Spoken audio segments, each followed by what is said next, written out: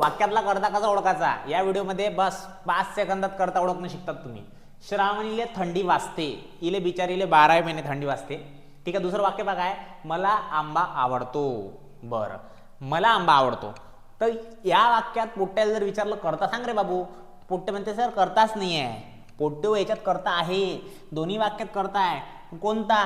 श्रावणी कर्ता नाही आहे, मलाही कर्ता नाही आहे. मग करते कोण? तर करते आहे थंडी आणि आंबा. कसं काय? वाक्य विचारतो, वाक्य प्रश्न. ठीक आहे. वाक्याच्या शेवटी क्रियापद असते, वाजते, आवडतो हे वय क्रियापद. याला प्रश्न विचारायचा. प्रश्न, वाजणारी कोण? थंडी. तुम्ही सांगा वाजणारी कोण? श्रावणी. श्रावणी वाजत आहे काय? नाही. कोण वाजू राहिलं?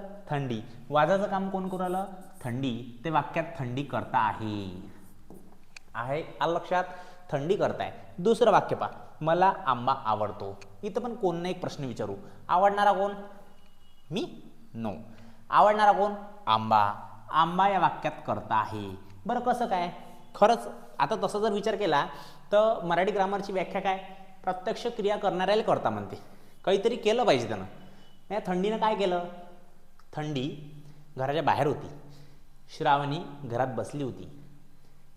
थंडी आली, हिच्या घरात घुसली आणि इले येऊन वाजून राहिली. म्हणजे वाजाचं काम करू राहिली थंडी. हिच्या घरात जाऊन वाजाचं काम करू राहिली. हा आंबा पा, मला आंबा आवडतो. मी घरात बसलो होतो. हा आंबा मार्केटमधून आला आणि मला येऊन आवडाचं काम करू आला.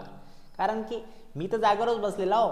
आंबा मार्केटमधून आला आणि मला येऊन आवडाचं काम करू आला. म्हणजे ॲक्च्युअलमध्ये जर विचार केला ते वाक्यात, दोन्ही वाक्यात करते आहे. हे वाक्य कर्तरी प्रयोगाचे आहे. ठीक आहे. पुढच्या व्हिडिओमध्ये एक्स्ट्रा काहीतरी पाहू. धन्यवाद.